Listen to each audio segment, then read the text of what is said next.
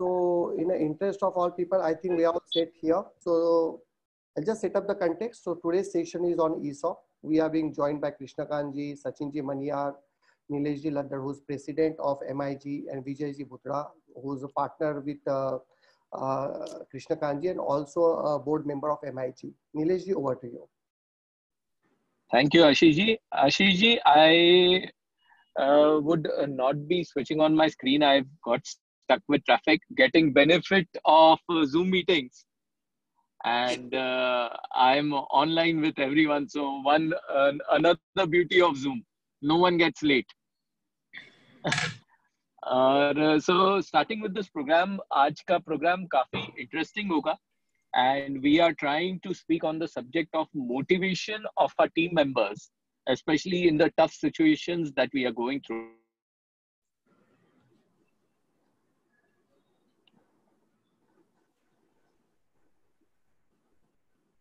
Team members. So the entire idea will be based on this. We will be dividing this section, the entire session, into 3 parts, opened by KK Rathi ji. KK Rathi ji is the managing director and co-founder of India eNivesh Fund Management Group.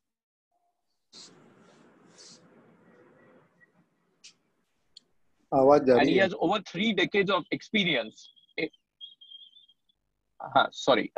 has over 3 decades of experience in turning around businesses, principal investing, mentoring investee companies, mergers, acquisition, joint ventures, and corporate restructuring. Previously, he was the director and CEO of Future Consumer Enterprise, and he has been instrumental in making many investment and joint venture decisions and consolidation of various businesses. So Rathi ji, we can say, is an authority in this field and one of the best leading speakers on this subject of ESOPs. Along with Rathi ji, we would have our own treasurer for MIG, Mahesh Industrial Group, Vijayji Bhutra, who will be speaking on the basics and the fundamentals of the entire structuring of ESOP. Vijayji is a partner as Pentomat Group, and he leads the advisory practice of Pentomat Group. Previously, he was working with PricewaterhouseCoopers and has more than 13 years of experience and a director leading the mergers and acquisition practice for PricewaterhouseCoopers. Vijayji has advised large multinationals as well as Indian companies across various sectors such as pharmaceuticals, ITs, auto components, manufacturing, mining, chemical, e-commerce, and the list goes on. So we welcome Vijayji. And we also have amongst us Sachinji Maniyar, again a practicing chartered accountant with more than 20 years of experience. Sachinji is a member of our own MPF, Pune, and he has been consulting in ESOP since last 20 years through Mindspace ESOP Consultants Private Limited. Till date, he has worked on designing and implementation of ESOPs in more than 100 companies in India and across all types of companies. He has also worked on overseas assignments. So with this, I would welcome Sachinji and I would welcome Vijayji and also KK Rathi ji. Welcome all of you. And we would start the session with Rathi ji. Rathi ji, we welcome you for today's session. Another request which we have given to all our speakers is we have requested all our speakers to give us advice based on our situation. So all our speakers have agreed to reply to our emails and give us support as entrepreneurs to understand this further. So the speakers would also be sharing the email IDs at the end of the session. With that, welcome Rathi ji, welcome Bhutra ji, and welcome to Maniyar ji. Over to KK Rathi ji. Rathi ji. I just intervene in between. In the interest of all members, if you have any questions, please put it up in a chat box. We'll take it up from there. Yeah, over to you, Rathi. Thank you, Nileshji.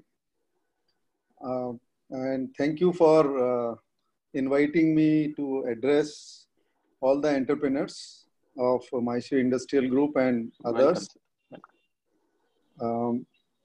So मैं Hindi English थोड़ा mix करके बोलूंगा, अगर समझने में कहीं पर भी कुछ हो तो please intervene, no no problem. Chat box पे लिख सकते हैं, कोई दिक्कत। राठी जी, जस्ट एक इंटरवेंशन है. We have almost 65 members already on joined with us and people are adding on. Great, great, thank you. So Vijay ji ने एक्चुअली मेरे को सजेस्ट किया कि हम लोग एक ईसॉप के ऊपर एक सेशन रखने का सोच रहे हैं फॉर ऑल एंटरप्रेन्योर्स. तो मैंने कहा कि that is something which is close to my heart, और उसका कारण ये है कि मैंने कम से कम 15-20 जगह पे कोई ना कोई की स्कीम को इम्प्लीमेंट किया, छोटे बड़े कंपनियों में मिला करके. तो बेसिकली ईसॉप में कोई ESOP is only a name, that is only one form of your engaging with the employee. हम लोग सैलरी देते हैं, बोनस देते हैं. ईसॉप इज अनदर फॉर्म, और भी कई तरीके हैं जो विजय जी अपने प्रेजेंटेशन में कवर करेंगे, तो मैं उसमें नहीं जा रहा हूँ. मैं आपको ज्यादा ये बताने वाला हूँ कि how ESOP has evolved, how ESOP has been used by many companies to grow their business, and why it is important to use ESOP, not ESOP or any other form. There are multiple ways. उससे हमको फायदा क्या है और employees engagement हमारा कैसे बढ़ता है. और सबसे बड़ी इंटरेस्टिंग बात जो है वो मैं कल हम लोग डिस्कस भी कर रहे थे कि ESOP और ए participation in profit or wealth is not a new concept. हम लोग और मारवाड़ीज तो जिस ढंग से इन्होंने अपना व्यापार फैलाया अगले 200-300 साल पुरानी, अगर आप हमारी हिस्ट्री को देखें तो मारवाड़ी लोगों ने तो ये सबसे पहले ईसॉप तो अभी आया है. प्रॉफिट शेयरिंग का जो कॉन्सेप्ट है विद देयर की एम्प्लॉइज, जो उस जमाने में मुनीम जी होते थे, उनके साथ में 200 साल पहले भी था, 300 साल पहले भी था. और इतना बड़ा वो व्यापार में जब ट्रांसपोर्टेशन के साधन नहीं थे, कम्युनिकेशन के साधन नहीं थे, उस समय वो 500-500 ब्रांचेस जो शेख सरियाज, पोद्दार, इस ढंग के बहुत लोगों ने बड़े बड़े इस ढंग के फर्म बनाई थी और वो काम करते थे. जो बैंकिंग का और ट्रेडिंग का काम होता था मेनली. उस जमाने में बैंक भी नहीं थे, तो वो कैसे काम करते थे, बहुत इंटरेस्टिंग चीज है. और कैसे लोगों पे विश्वास करते थे और कैसे उसको मोटिवेट करते थे. तो उन्होंने जो प्रॉफिट शेयरिंग का कॉन्सेप्ट है वो बहुत पुराना है, और ऐसे बहुत सारे केसेस हैं जहां पर मुनीम ने भी इतना अच्छा पैसा कमा लिया बिकॉज ऑफ प्रॉफिट शेयरिंग. जो पहले गद्दी बोलते थे, तो एक गद्दी पर एक मुनीम है जिसके अंडर में बहुत बड़ा काम है, उनको प्रॉफिट शेयरिंग देते थे, 5 पैसा, 10 पैसा, 15 पैसा, जो भी उनका सिस्टम था. और उससे उन्होंने खुद की गद्दी बना ली बाद में जाकर के. मतलब इतना बड़ा काम हो सकता है. तो और जो सेठ थे उन्होंने उसको हेल्प भी किया बाद में कि ठीक है तेरी अलग गद्दी बन रही है तो अपने इसको और हेल्प करते हैं. आप हेल्प भी किया काम के अंदर. तो ये जो कोलैबोरेटिव मेथड है और जो शेयरिंग का जो प्रोसेस है, ये मारवाड़ीज के लिए नया बिल्कुल भी नहीं है. ये बहुत पुराना है, 200-300 साल पुराना है.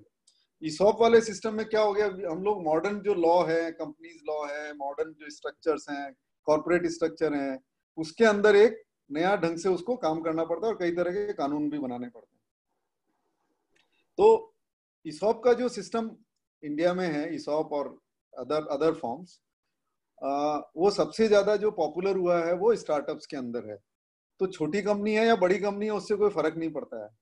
सबसे इम्पोर्टेंट चीज ये है कि आप जो कंपनी का जीरो बिजनेस है वहां पर भी ये शुरुआत कर सकते हैं, और उनके लिए बहुत जरूरी है एक्चुअली. और उनके लिए जरूरी इसलिए है कि आपके पास सैलरी देने का ज्यादा पैसा नहीं है. तो आप जो की इंपॉर्टेंट एम्प्लॉइज हैं उनको आप साथ में लेके आपस में एक फाउंडर थोड़ा ज्यादा शेयर रख लेता है और जो दूसरे लोग हैं वो कम रख लेते हैं.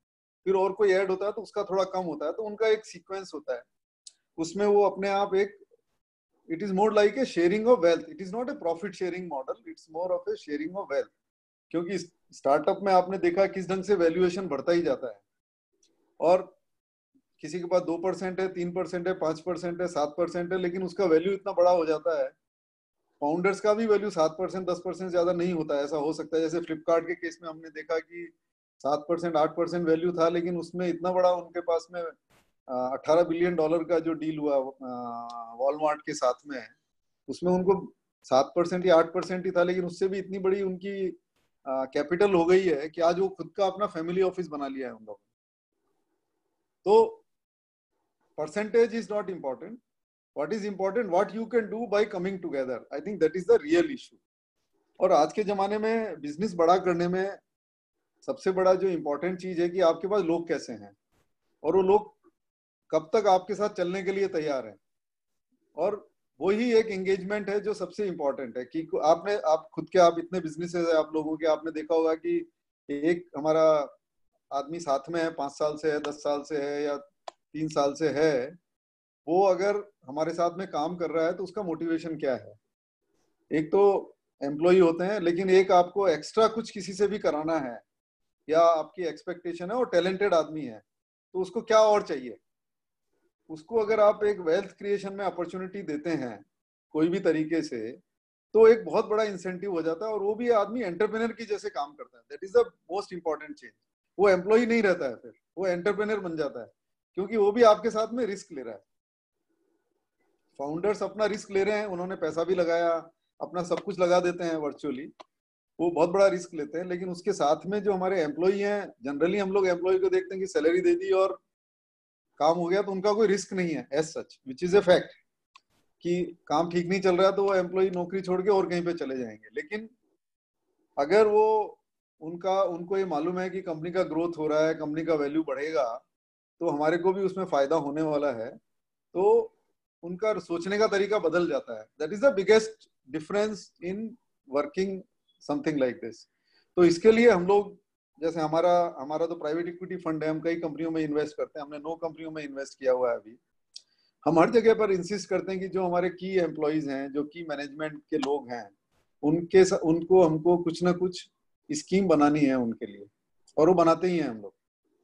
तो उससे उनको एक लंबे टाइम तक रहने का एक रीजन मिलता है कि आज ऐसा नहीं है कि कहीं पर सैलरी ज्यादा मिल गई तो आदमी छोड़ के चला गया, क्योंकि सैलरी देने का एक लिमिटेशन है हर कंपनी के अंदर। बड़ी से बड़ी कंपनी में सैलरी देने का लिमिटेशन, कोई आदमी ये नहीं बोल सकता है कि मैं अनलिमिटेड सैलरी दे सकता हूँ, नहीं होता है। तो सैलरी से fix cost also, whereas when you look at profit sharing or you look at a wealth creation instrument like ESOP, तो उसमें आपके बैलेंस शीट या P&L पे इम्पैक्ट नहीं आता है, क्योंकि आप कैश फ्लो आपका बचता है उतना। लेकिन जो एम्प्लॉई है उसको ये लग रहा है कि मेरा इतना वैल्यू बढ़ता जा रहा है, तो एक अलग ढंग का माहौल उसमें बनता है और वो एम्प्लॉई से पार्टनरशिप मॉडल पे आ जाता है, जहां पर आप रिस्क ले रहे हैं। So I think that is the most important thing. आपको जहां जहां अपने बिजनेस में जो जो चीज सूट करती है उसके हिसाब से काम करना चाहिए। मैं आपको कुछ एग्जांपल दे, जहां मेरे पर्सनल एक्सपीरियंस में जो अच्छे एग्जांपल्स हैं, जहां पर ईसॉप भी दिया हमने और आदमी ने 10 साल 5 साल काम किया और कितना बड़ा वेल्थ क्रिएशन हुआ है। और क्योंकि वो रहे हैं वहां पर, और रहे इसलिए कि उनको हमने ईसॉप दिया, बेसिकली पार्टिसिपेशन दिया in the ownership of the company. तो 2-3 एक तो हमारी अभी कंपनी है, एक वो स्टार्टअप है, 5 साल पुरानी कंपनी है, 0 से शुरू किया उन्होंने। पहली बार जब इन्वेस्टमेंट हुआ उस कंपनी में तो 30-40 करोड़ रुपए के वैल्यू पर इन्वेस्टमेंट हुआ, और फिर धीरे धीरे एम्प्लॉय बढ़ते गए। तो 3 साल हम भी जुड़े उनसे 3 साल पहले। एम्प्लॉयज के लिए एक 6% का पूल बनाया कि 6% equity of the company will be distributed amongst की एम्प्लॉयज, और 12-15 लोगों के बीच में वो डिस्ट्रीब्यूशन हमने फाइनली किया पिछले 2 साल के अंदर। उसमें उनको हमने वैल्यू दिया है 200 करोड़ के वैल्यूएशन के ऊपर, जो उनको एंट्री पॉइंट दिया है। उन्होंने 0 पैसा दिया है वहां पर, लेकिन आज उस कंपनी की वैल्यू हो गई है 1000 करोड़। तो उनका 3 साल में 5 टाइम्स वैल्यू। आज किसी को हमने अगर 50 लाख रुपए का इक्विटी अश्योरेंस दिया या एक इंस्ट्रूमेंट इशू किया, उसका तरीका है अपना करने का, उसकी वैल्यू 4 टाइम्स हो गई, 5 टाइम्स हो गई। उसने रियलाइज नहीं करी है, क्योंकि we are not allowing them to encash as of now. Encashment उनका अभी बाद में है, तो अपने 5 साल का पीरियड रखा है उसने, 5 से 7 साल का पीरियड है, जिसके बाद ही वो एनकैश कर पाएंगे। या तो कंपनी लिस्ट हो या कोई इन्वेस्टर आए और पैसा लेके आएगा तो उसको हम लोग एनकैश करके देंगे। तो हमने क्या किया, उसको जो हमारे की एम्प्लॉइज हैं उनको 5 से 7 साल के लिए ब्लॉक कर दिया, और इतना पैसा उनको बाहर कहीं मिलने वाला नहीं है, क्योंकि ये उनके हाथ में है। और वो अभी आपको मैं बता रहा हूँ, कोविड के अंदर वहां पर लोगों ने जो कमाल का काम किया है, 3 महीना 4 महीना जब बंद था, मतलब against all odds they were able to collect maximum money during this period. They were able to do almost 80% of their pre-COVID level business also. और लोगों ने बहुत मन लगा के काम किया, और क्योंकि लीडरशिप के पास में पूरा ये एक पार्टनरशिप का मॉडल है, उनको ओनरशिप लगता है कि मेरा आज ये कंपनी अगर को कोई भी तकलीफ होती है तो मेरे को भी तकलीफ हो सकती है, नॉट ओनली दैट कि इसको अच्छा करने में मेरा भला है. तो आई थिंक वो जो, और मैंने अभी रिसेंटली देखा, इसलिए मैं आपको ये एग्जांपल दे रहा हूँ, क्योंकि इसका सबसे बड़ा कारण ये है कि हमने वो 3 साल पहले एक स्कीम बना करके उनको ये स्टॉक ऑप्शंस उनको सबको दिया, तो उनको दिख रहा है कि हमारा क्या हो रहा है. अभी हम लोग $25 मिलियन का एक नया फंड रेज भी कर रहे हैं, तो उनको वो भी दिख रहा है कि और पैसा कंपनी में आ रहा है, कंपनी का ग्रोथ हो रहा है, और मेरा वैल्यू बढ़ता ही जा रहा है. तो that is one very good example where I find that, you know, और वो स्टार्टअप ही था 5 साल पहले, वो जीरो थी वो कंपनी, 5 साल पहले शुरू हुई है. दूसरा एग्जांपल मैं आपको एक और देता हूँ, थोड़ा लंबा पीरियड का एग्जांपल है, कि हमने 2008 में एक कंपनी में इन्वेस्ट किया था, डिक्सन टेक्नोलॉजीज करके कंपनी है दिल्ली की, आपने शायद नाम भी सुना होगा. उस कंपनी में 2008 में हमने इन्वेस्ट किया, कोई 300 करोड़ का रेवेन्यू था उनका, 125 करोड़ के वैल्यूएशन पे हमने इन्वेस्ट किया था. उसमें एक सीईओ हैं, वो सीईओ वहां 2000 से वहीं पर ही है, मतलब 8 साल ऑलरेडी हो चुके थे उनको. हमने जब इन्वेस्ट किया as a private equity fund, हमने इंसिस्ट किया कि आप इनको कुछ इक्विटी दो, तो उनको हमने 2 या 2.5% इक्विटी उस समय हमने एश्योर करी. He did not make any payment. उसके बाद में अभी 2 साल पहले वो कंपनी लिस्ट हुई है. आज उस कंपनी की मार्केट कैप है 8,000 करोड़. उनका 2% का वैल्यू, खाली 2% का वैल्यू 160 करोड़ रुपए है. लेकिन उससे हुआ ये कि वो एकदम की पर्सन है वहां पर, मतलब मोस्ट इंपॉर्टेंट पर्सन है आफ्टर द फाउंडर. उनका 20 साल का एसोसिएशन में वो कंपनी कहां से कहां पहुंच गई. तो ये अपने अगर ये एस्पिरेशन है कि हमको कंपनी को बड़ा करना है, तो हमको अच्छे लोगों को साथ में रखना है, टैलेंटेड लोगों को साथ में रखना है, तो उसको अगर आप कोई भी तरीके से एंगेज करते हैं, खाली सैलरी से एंगेजमेंट वो नहीं आएगा. जमाना बहुत बदल चुका है, एकदम बदल चुका है. तो उसका एंगेजमेंट आएगा कि कंपनी का ग्रोथ हो रहा है, कंपनी का प्रॉफिट भी हो रहा है, वैल्यू भी बढ़ रहा है, तो मेरा भी कुछ शेयर अगर उसमें है, तो it becomes a win win situation for everybody. और सबसे बड़ी बात है कि आप सैलरी बढ़ाने का जरूरत नहीं है, salary is a straight cash flow today. लेकिन जब आप इस ढंग की स्कीम लेकर के आते हैं फ्यूचर प्रॉफिट में या फ्यूचर वेल्थ क्रिएशन में, आप उसको स्टेक देते हैं, तो वो अपने आप पे करता है, आपको पेमेंट करने का जरूरत ही नहीं है. आप कुछ कैश नहीं दे रहे हैं उसके लिए और ही कोई देगा, या बिजनेस ही दे रहा है एक्चुअली. तो वो एक मेरे सामने बहुत अच्छा एग्जांपल है कि जहां पर 20 साल तक आदमी ने काम किया, is a CEO and he has been able to, और उसको रिटेन करने के लिए हमने जिद करके वो काम किया कि हमको रिटेन करना ही है. एंड ही इज ए की पर्सन नाउ. तो ये एक दूसरा एग्जांपल है. तीसरा एग्जांपल जो मेरा एक और एग्जांपल है, which is again very interesting example, कि छोटी कंपनी बड़ी भी बनी है और सबने कैसे गेन किया है और सबने कैसे काम भी किया साथ में लग करके. आपने नाम सुना होगा, एयू स्मॉल फाइनेंस बैंक का नाम सुना होगा. इसमें हमने इन्वेस्ट किया था 2008 में. 2008 में इसका वैल्यू था 200 करोड़ रुपया, 200 करोड़ के करीबन वैल्यू था इसका कंपनी का. एक्चुअली 200 करोड़ नहीं था, 200 करोड़ का एयूएम था और 100 करोड़ का इसका मार्केट हमने वैल्यूएशन किया था. आज उस कंपनी का मार्केट कैप है 15,000 करोड़.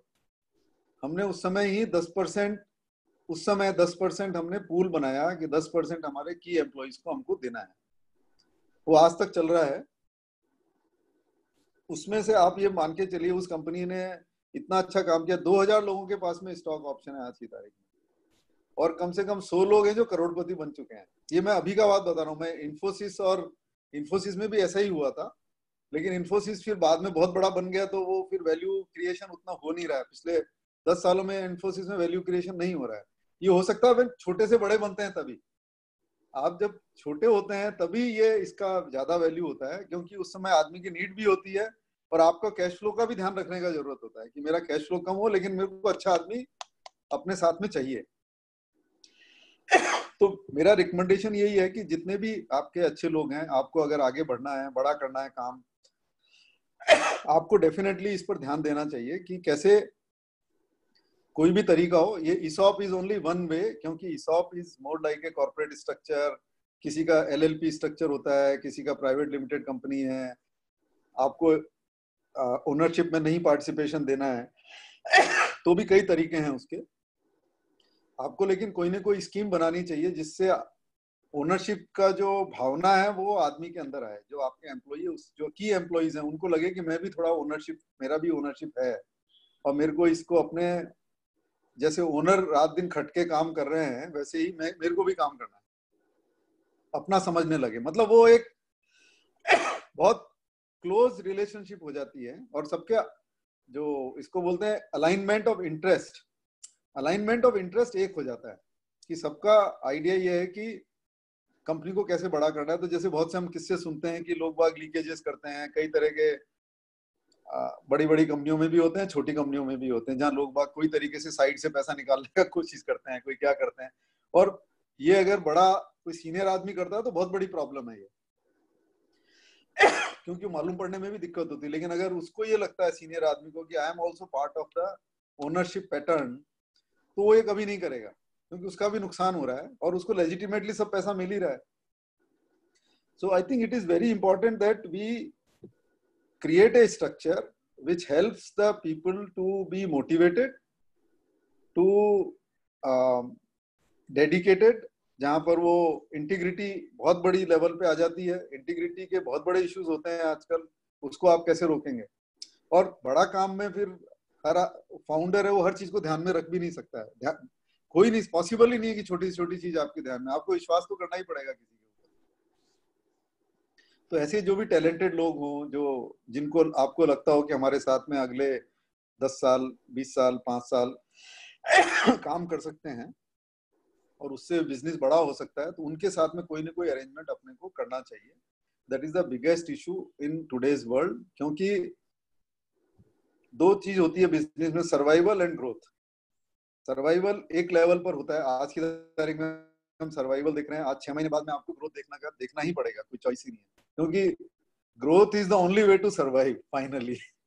क्योंकि सर्वाइवल का मतलब ये नहीं कि हम ग्रोथ नहीं करेंगे, और ग्रो करने से ही सर्वाइवल भी होगा, ऐसा बहुत सारे बिजनेसेस में होता है। बहुत कम बिजनेस है जहां पर आप एक लेवल पे 10 साल 20 साल चला सकते हो, आपको ग्रो तो करना ही पड़ेगा। और growth has to be more than the inflation, rate of inflation और rate of growth in the economy, तभी उसका कोई मतलब होता है। क्योंकि इन्फ्लेशन रेट से ग्रोथ होते हैं 5% 7%, तो वो ग्रोथ भी नहीं है। तो वो एस्पिरेशन अगर अपने में है, आप छोटा बड़ा बिजनेस का दिमाग से निकाल दीजिए, छोटा हो बिजनेस बड़ा हो, सब में एफिशिएंसी चाहिए, सब में लीकेजेस खत्म होने चाहिए, सब में अच्छे आदमी होने चाहिए, कोई फर्क नहीं पड़ता है उसमें आप किस ढंग का माहौल बनाते हैं, किस ढंग का एक मोटिवेशन क्रिएट करते हैं अपने लोगों के बीच में by bringing some kind of a structure. और अपने पास प्रोफेशनल्स हैं, सब तरह की एडवाइस है, आपको सुटेबल स्ट्रक्चर बना करके और उसमें आगे बढ़ना चाहिए। उससे आपकी कॉस्ट भी कम होगी, आपको आदमी की चिंता नहीं रहेगी कि मेरे को ये फिर छोड़ के चला गया तो मेरा क्या होगा। वैसा छोटे बिजनेस में बहुत ज्यादा होता है। मेरे को ध्यान आता है एक होटल बिजनेस हम देख रहे थे, तो वहाँ उसकी सबसे बड़ी प्रॉब्लम थी कि हमारे शेफ छोड़ के चले जाते हैं। अभी वो शेफ है, उसको थोड़ा सा पैसा कहीं ज्यादा मिलता है, वो छोड़ के चला जाता है, और शेफ के पीछे पूरा रेस्टोरेंट चलता है, वो करे क्या। अभी शेफ छोड़ के चला गया, रेस्टोरेंट का क्वालिटी खराब हो जाता है, फूड का क्वालिटी खराब हो गया, और उसको तो वो हमेशा स्ट्रगल ही रहती है। होटल में और रेस्टोरेंट बिजनेस में बहुत बड़ा इशू है। मैनेजर तो मिल जाते हैं, लेकिन वो शेफ जो एक बहुत बड़ा लोगों को अट्रैक्ट करने के लिए जरूरी है, वो नहीं है, तो बहुत बड़ा प्रॉब्लम है।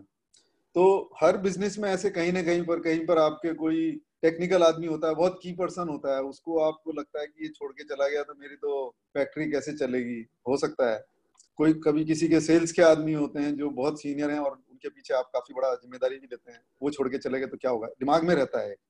माहौल बदलता जा रहा है, नई जनरेशन जो आ रही है, they will look for this kind of incentive, they will look for this kind of engagements.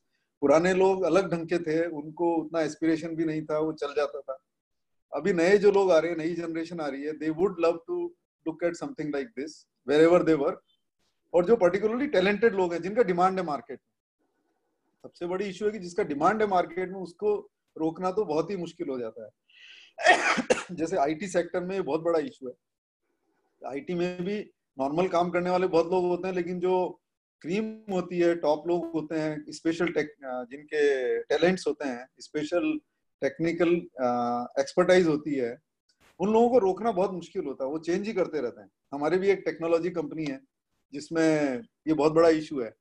तो हमने सबके लिए एक स्कीम बना रखी है, जिससे वो किसी को ईसॉप दिया है, किसी को और कोई स्कीम दी है, तो कई तरीके से हम लोग अलग अलग लेवल पर कर रखा है। तो इससे क्या है कि कम से कम टीम इकट्ठी रहती है, तो काम होने में इजी हो जाता है। तो मेरा आपसे रिकमेंडेशन यही है कि इसको काफी सीरियसली हम लोगों को लेना चाहिए। और जैसा मैंने आपको बताया, मारवाड़ीज की प्रथा रही है पिछले 200-300 सालों से, ऐसा नया कुछ भी नहीं कर रहे हैं हम लोग, और उससे बिजनेस को बढ़ाने में, स्टेबलाइज करने में बहुत आसान हो जाता है। तो मैं यहीं पर अपनी बात को खत्म करूंगा और विजय जी से रिक्वेस्ट करूंगा कि वो आपको जितने तरह के इनके अच्छा प्रेजेंटेशन बनाया इन्होंने कि क्या क्या पॉसिबिलिटीज हैं, कैसे कैसे करना चाहिए, उसका थोड़ा आपको डायरेक्शन देंगे। धन्यवाद। Thank you, sir.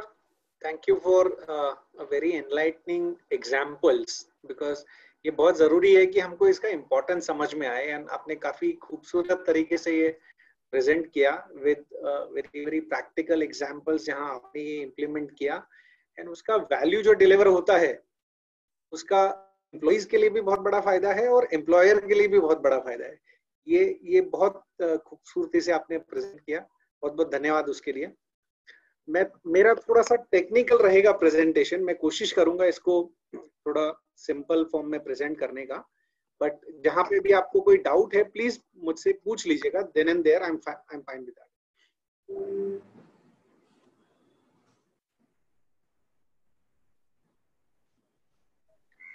तो टू बिगिन विद, मैंने मेरे प्रेजेंटेशन का नाम भी इसी तरह से रखा है, employee incentive programme, and ESOP is only just one part of it. जैसे राठी जी ने भी समझाया कि काफी सारे तरीके हो सकते हैं एम्प्लॉइज को इंसेंटिवाइज करने के।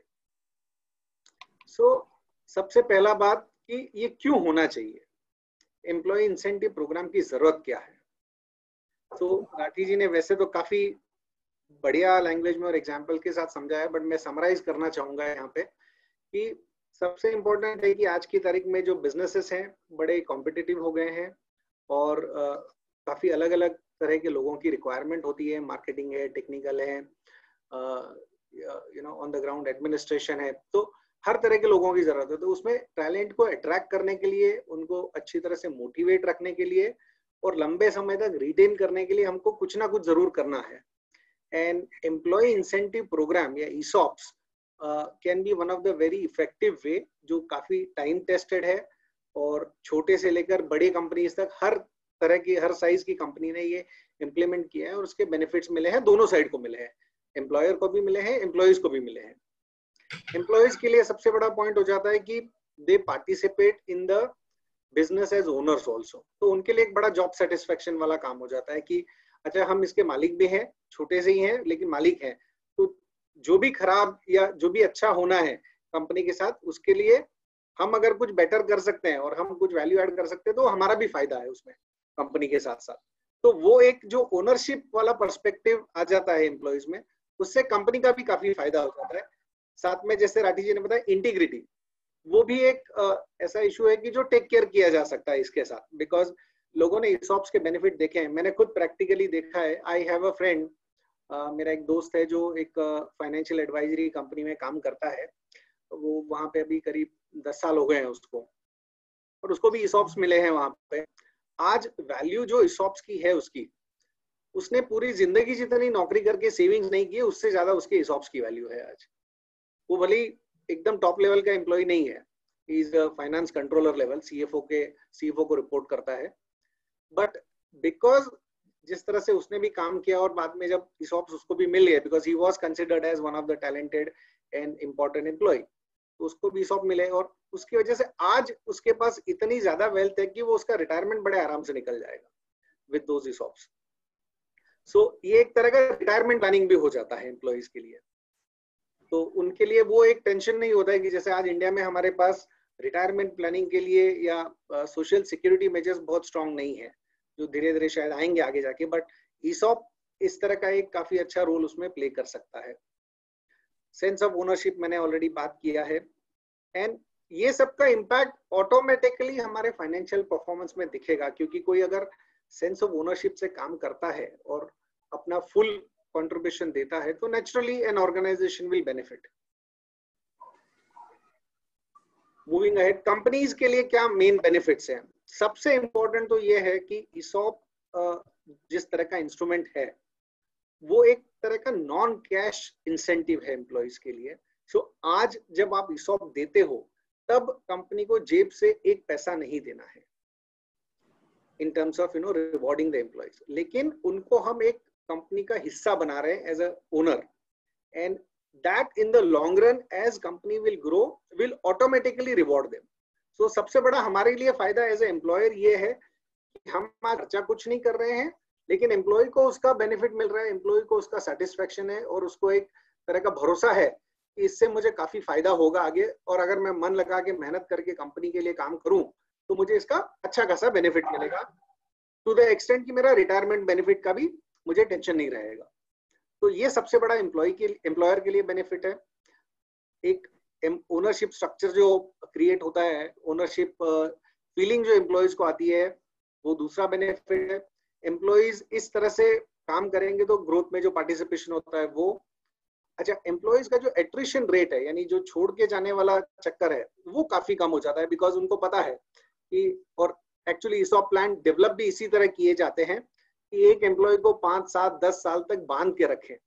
अगर जैसे जैसे वो बढ़ता जाता है पीरियड, उसका वैल्यू भी बढ़ता जाता है, तो वो नौकरी छोड़ने का जो दिमाग में ख्याल आता है वो इमीडिएटली किल हो जाता है, क्योंकि ESOP का वैल्यू इतना ज्यादा होता है वो कोई और दे नहीं पाता है तब।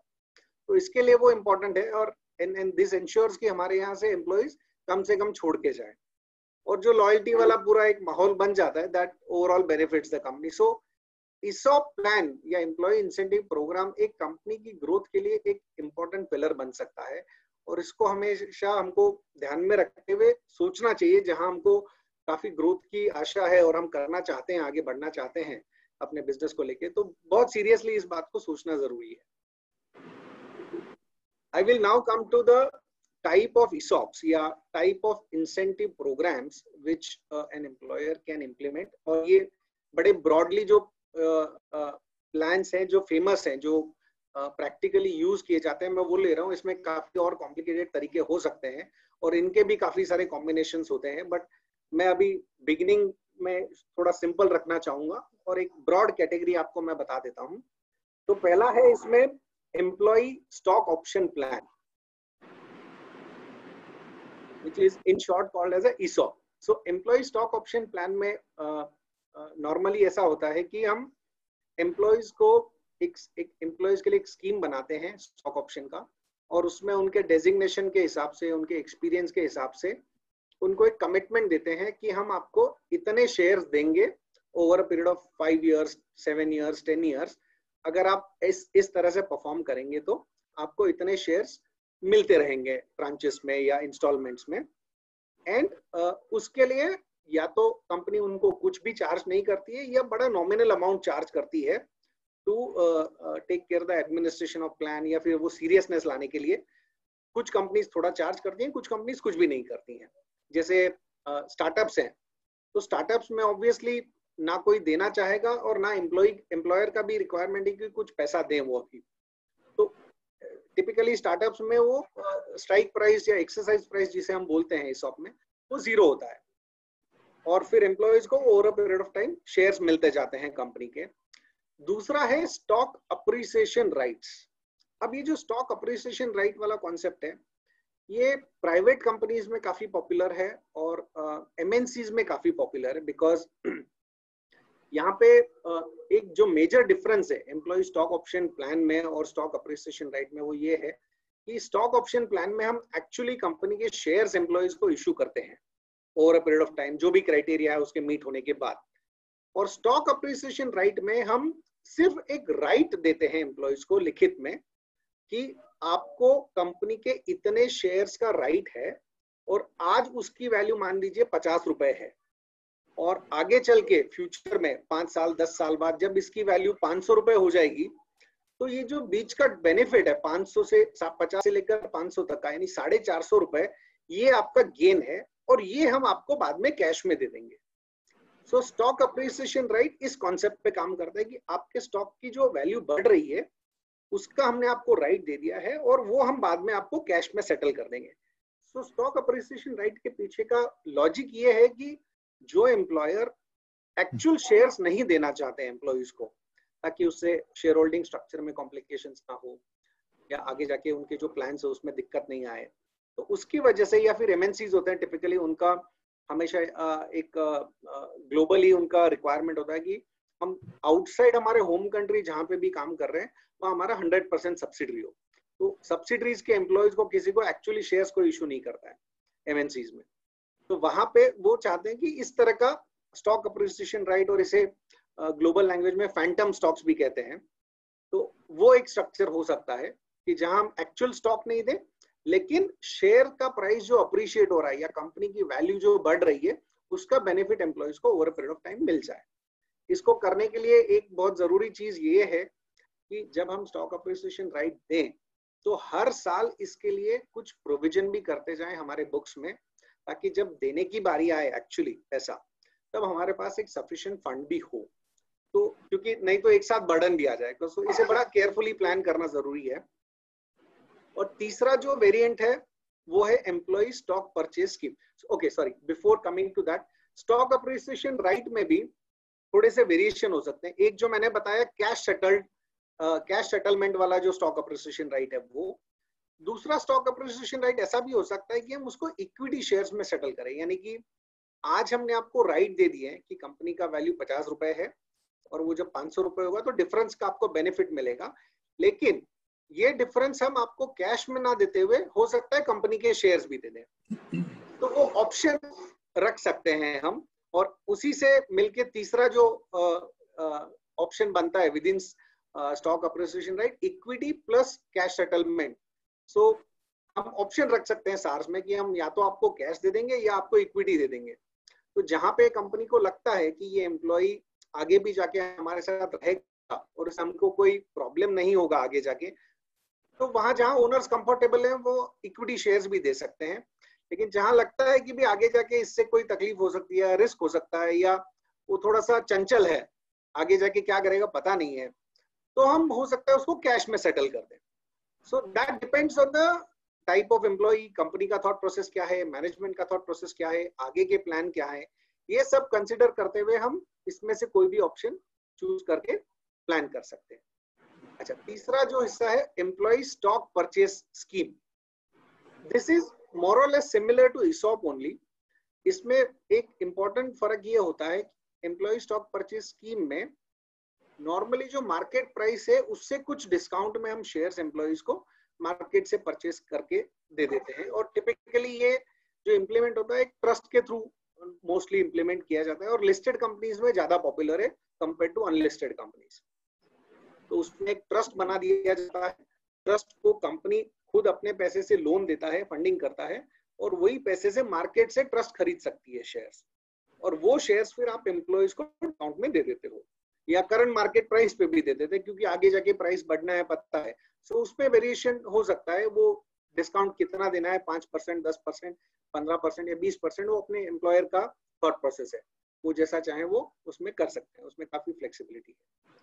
और बाकी जो भी है ईसॉप या स्टॉक अप्रिसिएशन राइट, ये भी हम या तो डायरेक्ट प्लान इम्प्लीमेंट कर सकते हैं या इनको हम एक ट्रस्ट के थ्रू भी इम्प्लीमेंट कर सकते हैं, सो दैट जो कंपनी का ओनरशिप स्ट्रक्चर है वो हम थोड़ा सा टेक केयर करें, उसमें बहुत ज्यादा शेयर होल्डर्स नहीं बन जाए। अगर जहाँ पे वो कंसर्न होता है तो वहां पे ट्रस्ट के थ्रू भी काफी लोग इम्प्लीमेंट करते हैं ईसॉप प्लान्स को। तो ESOP प्लान में इम्प्लीमेंटेशन में क्या स्टेजेस होते हैं और क्या कॉन्सेप्ट हैं टिपिकली, वो मैं आपको यहाँ पे एक्सप्लेन करता हूँ। सो सबसे पहला स्टेज होता है ग्रांट का। जब हम एक ESOP स्कीम बना लेते हैं, उसमें से फिर सबसे पहले हम आइडेंटिफाई करते हैं किस लेवल के एम्प्लॉइज को ये देना है और कितने लोगों को देना है। सो वो भी एक डिसाइड करना पड़ेगा। हर एक को तो दे नहीं सकते हैं, हर एक को देने की जरूरत भी नहीं है, क्योंकि जो हमारे लिए इम्पोर्टेंट है, जो की लोग हैं जिनके चलते बिजनेस में ऊपर नीचे हो सकता है, उनको देना जरूरी है। So we identify that class of employees and एक ESOP प्लान बना के या एम्प्लॉय इंसेंटिव स्कीम बना के हम सबसे पहले तो उनको एक लेटर इशू करते हैं and that is called granting process, कि हम आपको ESOP ग्रांट कर रहे हैं आज। अब उसमें कंडीशंस होते हैं और कंपनीज लॉ के हिसाब से, कंपनीज एक्ट के हिसाब से मिनिमम 1 साल का पीरियड होना चाहिए ग्रांट और वेस्ट के बीच में। अब ये वेस्टिंग क्या होता है? वेस्टिंग मतलब वो पीरियड होता है जहां पे आपके एम्प्लॉइज को आपने जो ESOP ग्रांट किए हैं उन पे उनका हक तब तक बनेगा। उस पीरियड को जो हम बोलते हैं उसको हम वेस्टिंग पीरियड बोलते हैं, अक्रूवल एक तरह से।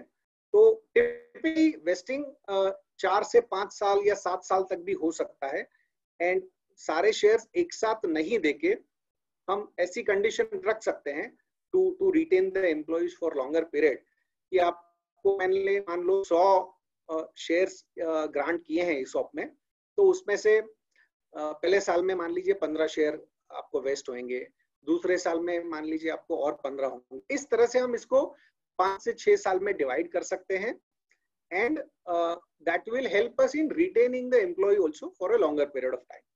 एंड जब ये वेस्टिंग पीरियड खत्म हो जाता है, जब 100 शेयर हमने जो प्रॉमिस किए हैं एम्प्लॉयज को 5 या 6 साल में उनको देंगे, वो जब पीरियड खत्म हो जाता है उसके बाद एक इवेंट आता है जब एम्प्लॉयज को हमको एक्चुअली शेयर्स देने हैं या स्टॉक अप्रिसिएशन राइट है तो उसका पैसा उनको देना है। तो that event is called exercise event. और उस इवेंट पे जब उनका टाइम और कंडीशंस या परफॉर्मेंस कंडीशन जो भी मीट हो जाती हैं और तब तक वो एम्प्लॉय हमारे साथ है, तो फिर हम उसको एक्चुअली वो शेयर्स अलॉट कर देते हैं। अब अलॉट करने के टाइम पे कंपनी या तो अनलिस्टेड भी हो सकती है या लिस्टेड भी हो सकती है, डिपेंड्स। अब एम्प्लॉय को उसका फायदा तभी मिलेगा जब वो इनकैश कर पाएगा। सो जनरली इस तरह से ही प्लान किया जाता है कि ESOP आपको एक्सरसाइज हम तभी करवाएं जब कोई लिक्विडिटी इवेंट बने, या तो कंपनी के शेयर्स हम किसी स्ट्रेटेजिक इन्वेस्टर्स को बेच रहे हैं या कोई इन्वेस्टर ले रहे हैं, या फिर हम कंपनी को पब्लिक ले जा रहे हैं यानी IPO कर रहे हैं कंपनी का। So this is called a liquidity event. और तब हम शेयर्स एम्प्लॉय को एक्सरसाइज करने का मौका देते हैं, ताकि उनको अगर थोड़े से बेच के निकलना है या थोड़ा कैश अपने लिए जमा करना है, फंड जमा करना है, तो वो कर सके। इसमें एक टैक्स का भी इशू होता है जो मैं आगे समझाऊंगा। उसके लिए भी जरूरी है कि एम्प्लॉय कुछ part at the time of exercise encash कर सके, सो दैट उनका जो टैक्स लायबिलिटी है दैट इज टेकन केयर। अच्छा, कंपनीज एक्ट के हिसाब से ESOPs आप किसको दे सकते हैं? एक तो जो परमानेंट एम्प्लॉय है एक्सेप्ट प्रमोटर, एंड जो डायरेक्टर्स हैं कंपनी के other than independent directors and director who holds more than 10% shares in a company, इनको हम ESOPs दे सकते हैं कंपनीज एक्ट के हिसाब से। ये मैंने एक एग्जांपल बनाया था जो मैंने ब्रॉडली अभी समझा भी दिया है आपको, कि अगर 1000 ऑप्शंस हम ग्रांट करते हैं एम्प्लॉय को ईयर 0 में, और उसका करंट मार्केट प्राइस तब मान लीजिए 100 रुपए है, और एम्प्लॉय को हम बोलते हैं कि आपको 4 साल में इक्वल इंस्टॉलमेंट में ये वेस्ट होंगे, तो उसका बेनिफिट एम्प्लॉय को हर साल क्या मिल रहा है वो हमने यहाँ कैलकुलेट किया है।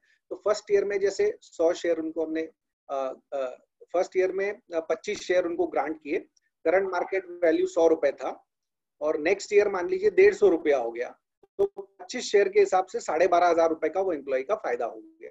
अगले साल उसको और 25 मिलेंगे, लेकिन कंपनी की वैल्यू पर शेयर बढ़ गई है, 225 रुपए हो गई है, तो कुल मिला के एम्प्लॉय का फायदा इस दिन 31,250 रुपए हो गया। इसी तरह बढ़ते बढ़ते 4 साल के एंड तक 75,000 रुपए का फायदा हो जाए, और टोटल मिला के एम्प्लॉय का ये 1,68,750 रुपए का फायदा हो गया इसमें। सो इसी तरह जो ग्रोथ है, जो वैल्यू क्रिएशन है एम्प्लॉय के लिए, वो काफी बड़ी होती है ESOP प्लान में जब कंपनी ग्रोथ में होती है। अब इसमें काफी सारे कायदे लागू होते हैं जब हम ESOP प्लान इंप्लीमेंट करते हैं, depending on company private company है या पब्लिक कंपनी है। अगर पब्लिक कंपनी है तो उसमें करीब करीब ये सारे कायदे लगते हैं, सेबी रेगुलेशंस, डिपॉजिटरीज के जो लॉज हैं, फेमा रेगुलेशंस। अगर कंपनी में कोई फॉरेन इन्वेस्टर्स हैं या फॉरेन एम्प्लॉइज हैं, अकाउंटिंग स्टैंडर्ड्स हैं, स्टैम्प ड्यूटी लॉज हैं, टैक्सेशन लॉज हैं, कंपनीज एक्ट है। लेकिन अगर कंपनी प्राइवेट है तो जो मैंने येलो में हाईलाइट किए हैं, companies act, taxation and accounting, ये 3 इंपॉर्टेंट चीज है। यहाँ पे ज्यादातर कंपनीज MIG में हमारे यहाँ प्राइवेट कंपनीज हैं, तो I will focus on these 3 aspects going forward in few more slides. ESOP का जो प्रोसेस है, जो फ्लो है, वो मैंने यहाँ पे एक ब्रॉडली बताया है कि सबसे पहले हम एक बार डिसाइड कर लिया एम्प्लॉयर ने कि हमको ESOPs देने हैं, एम्प्लॉइज आइडेंटिफाई करते हैं और एक ESOP स्कीम बनाया जाता है। उसके बाद बोर्ड ऑफ डायरेक्टर्स का अप्रूवल लेके शेयर होल्डर्स का अप्रूवल जनरल मीटिंग में लेना है। उसके बाद हम ESOPs ग्रांट करते हैं, उसका हम वेस्टिंग का पीरियड डिसाइड करते हैं, 3, 4, 5 साल जो भी है। 5 साल के बाद या वेस्टिंग पीरियड खत्म होने के बाद जब एम्प्लॉय एक्सरसाइज करेगा तो उनको शेयर्स दिए जाते हैं, शेयर्स अलॉट कर दिए जाते हैं। और फिर उसके बाद लिक्विडिटी इवेंट, जैसे मैंने बोला कि टिपिकली एक्सरसाइज पीरियड और लिक्विडिटी इवेंट हम कोशिश करते हैं कि आपस में साथ में रहे ताकि एम्प्लॉयज को उसका कुछ बेनिफिट मिल सके और टैक्स चुकाने में दिक्कत नहीं।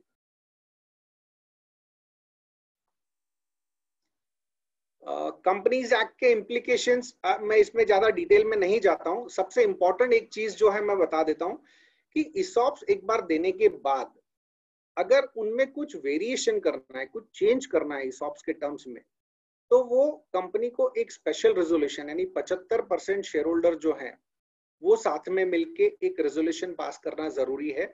लेकिन उसमें ये चीज ध्यान रखना है कि एम्प्लॉइज का इंटरेस्ट उसमें अफेक्ट नहीं हो या एडवर्स नहीं हो, उनके लिए नुकसान नहीं हो उसमें।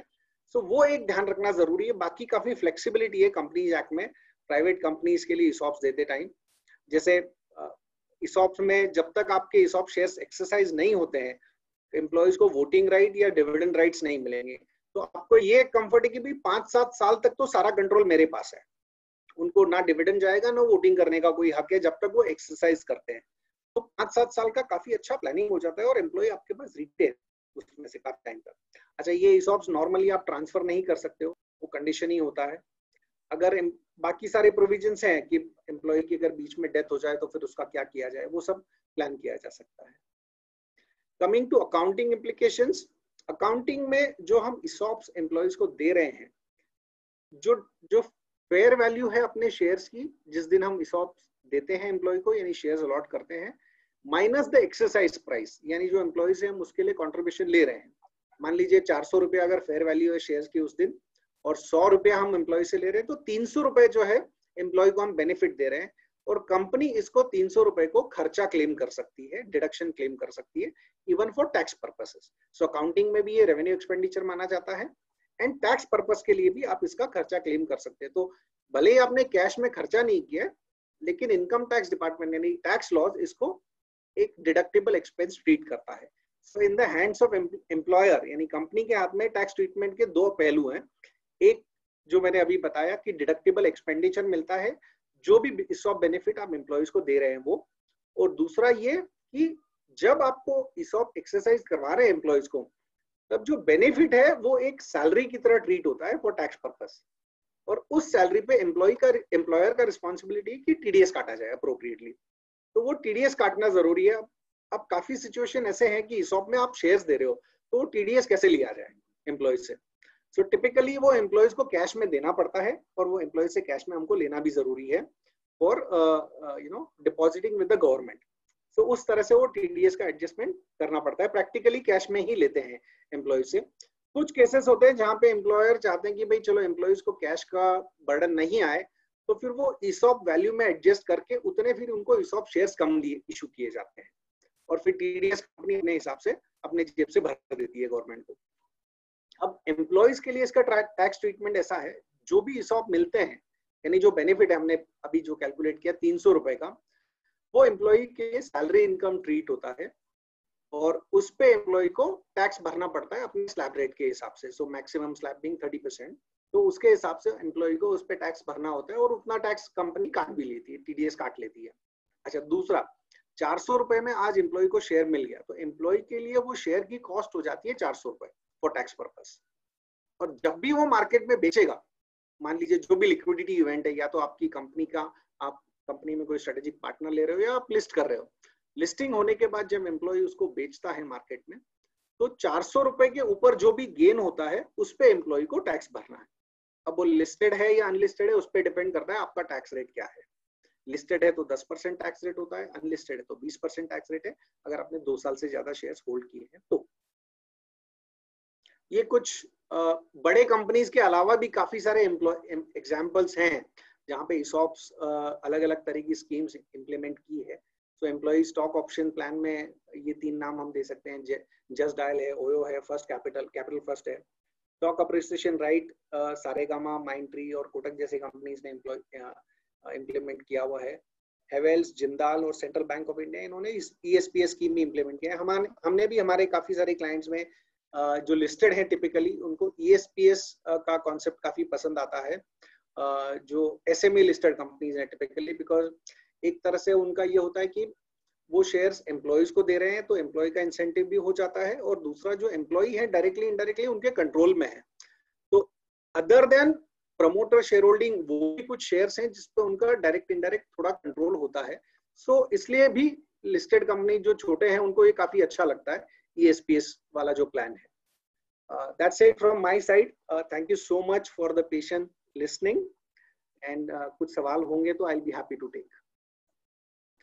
Over to you, Sachin bhai, for the questions. I don't know if I have overshot in terms of time. Yeah. Thank you, Vijay ji. In fact, it was really very crisp, and within given time frame, I also know it's a much detailed subject, but within given time frame, you have really given justice to the topic. Before we move on to the queries that are being raised by members, since I have been also consulting in ESOPs, I have been hearing few common queries from clients for last 20 years. So I thought, why not first list down those queries, and maybe I can raise those queries. So either aap ya Rathi ji, either of you can address those queries, and post that we can take queries posted by members as well in the chat box. So पहला सवाल राठी जी मेरा आपसे रहेगा कि as you had stated initially that ESOP helps in employee retentions.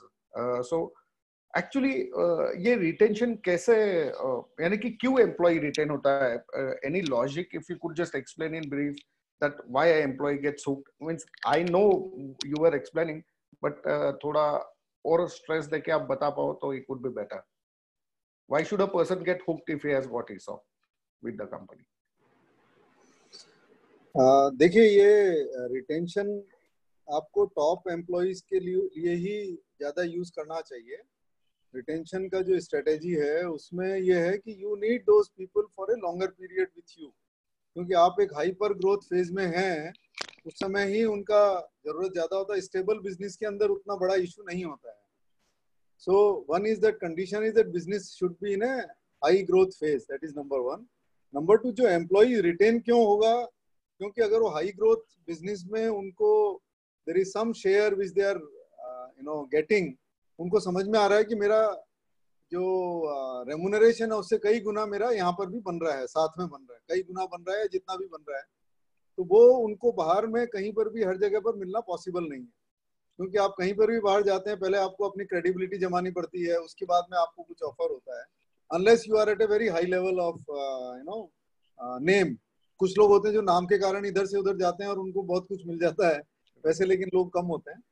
तो उनको अगर comfort level है अपने फाउंडर्स के साथ में, काम करने में मजा आ रहा है, प्लस उनको ये चीज मिल जाती है, तो उनको लगता है कि मैं घर का काम कर रहा हूँ. फिर it is not a somebody else's job, and that is how you are able to retain people. क्योंकि आपको माहौल भी वैसा बनाना पड़ता है. इट इज नॉट कि आपने खाली वो दे दिया तो आपने फिर वो अपने आप रिटेन हो जाएगा, वैसा नहीं होता है. You have to treat them like a partner, owner, जो भी आप समझिए, ताकि वो कंफर्टेबल रहे और काम में ज्यादा से ज्यादा मन लगाए. Then only you can retain it. Just by giving ESOP you can not retain anybody. Okay, so if I understand it correctly sir, what you mean to say is कि चलो ग्रांट तो हमने कर दिया, ESOP सुन लिया, हमने grant कर दिया, but over the period of or over the life of ESOP I should keep on consistently communicating with the employees in terms of how the value growth has happened as well, right? so that he gets motivated over there, right? Absolutely. Thank you very much. Vijay ji, आप जो ये technical loss के बारे में बता रहे थे, सो SEBI guidelines भी आप बोल रहे थे कि सेबी गाइडलाइंस भी ESOPs में है. So is SEBI guidelines applicable to all companies? हमने कंप्लायंस करना जरूरी है सेबी गाइडलाइंस से if I am a closely held company? No. Okay. SEBI guidelines are applicable only for listed companies. Okay. और private companies को सिर्फ mainly company law का ध्यान रखना है और उसमें भी बहुत ज्यादा स्ट्रिक्ट कंडीशंस नहीं है, सो उसकी चिंता करने की जरूरत नहीं है प्राइवेट कंपनीज में. तो मेरा एक करोलरी क्वेश्चन सिर्फ एक ऐसे आएगा कि आज मैं क्लोजली हेल्ड कंपनी हूँ, प्राइवेट लिमिटेड कंपनी हूँ, मैं ESOPs कर देता हूँ और मान लो 5 साल में बड़ा होके मैं लिस्टिंग को जा रहा हूँ. I am getting either listed on SME platform or the main exchange as well.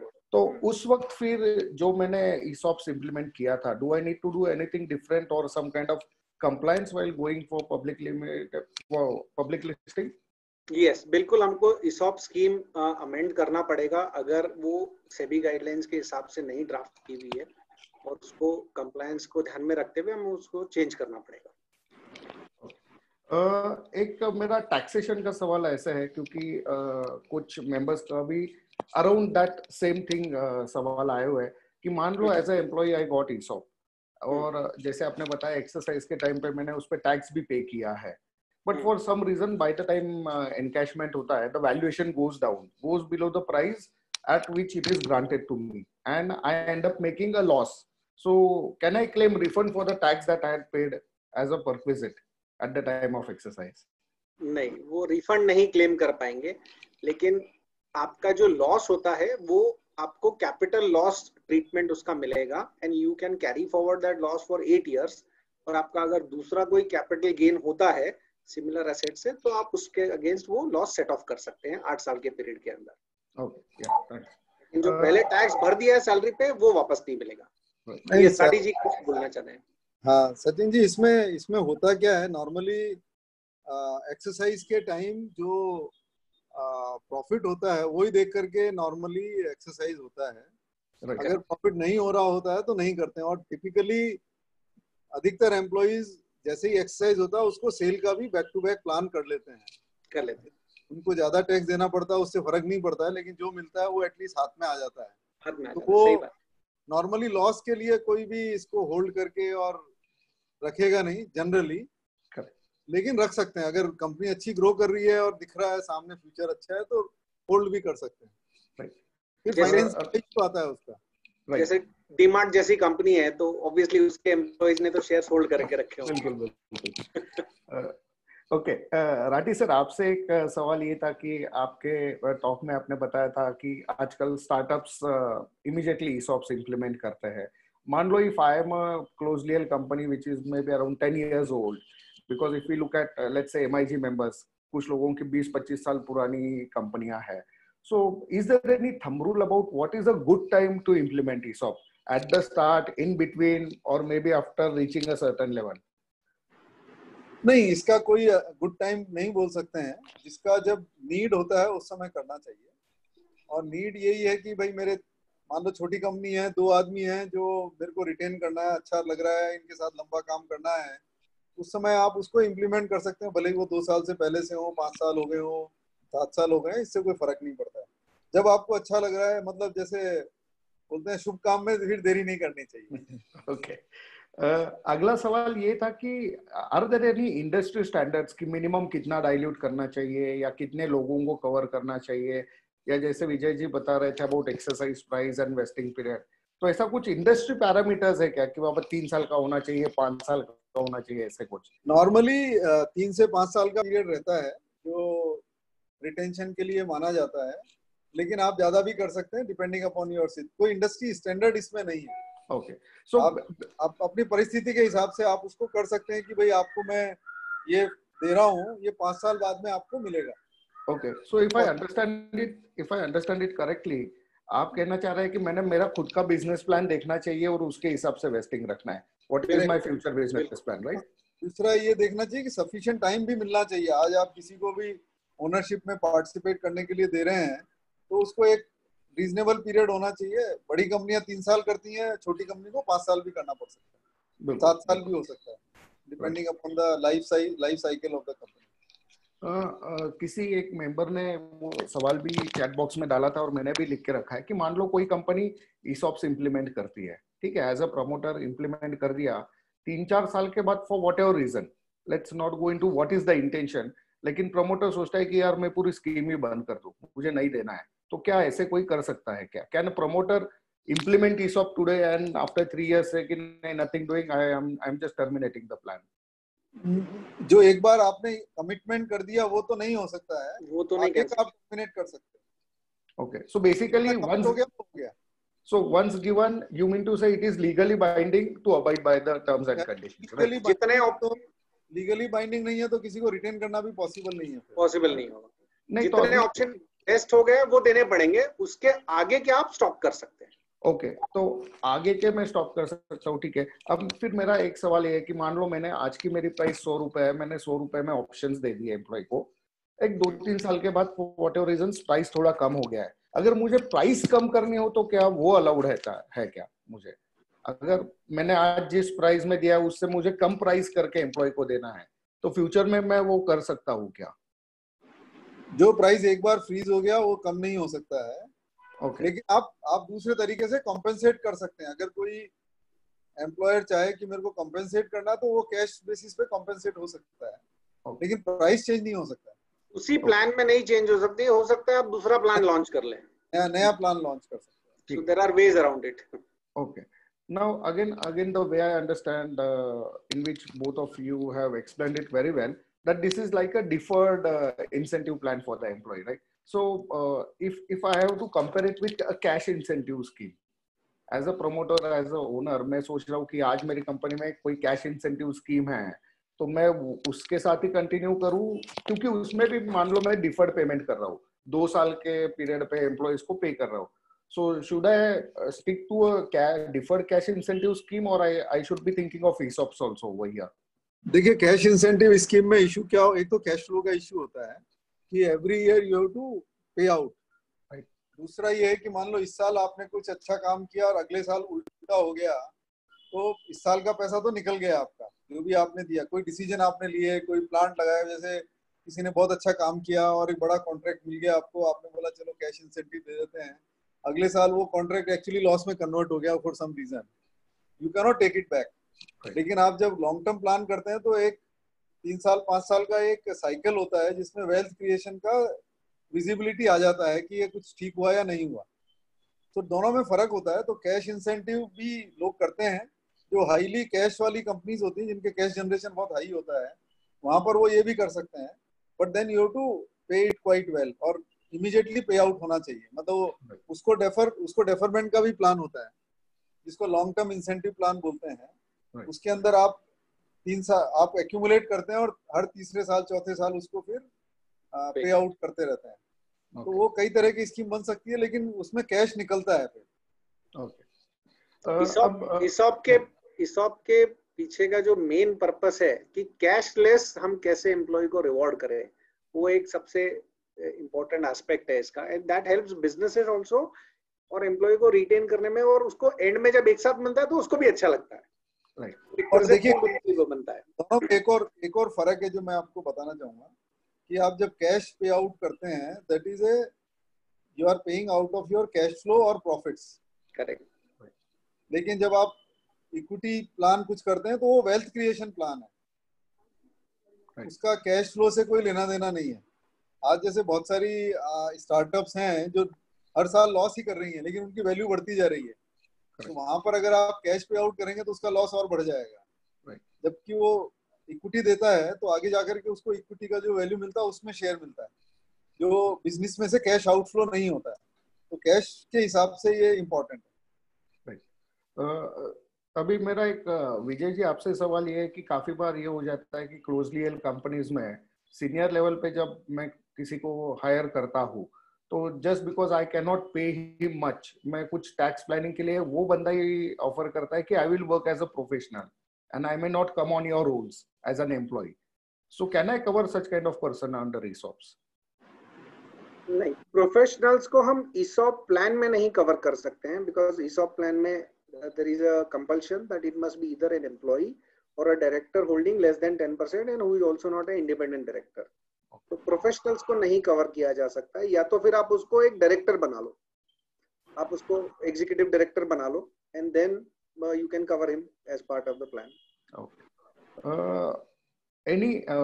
Again, this question to both the speakers, would you like to list down few do nots for implementing a successful ESOPs? Do's तो ठीक है, but few do nots की जो ध्यान रखना ही है कि ये गलतियां नहीं करनी अगर हम ESOPs implement कर रहे हैं तो।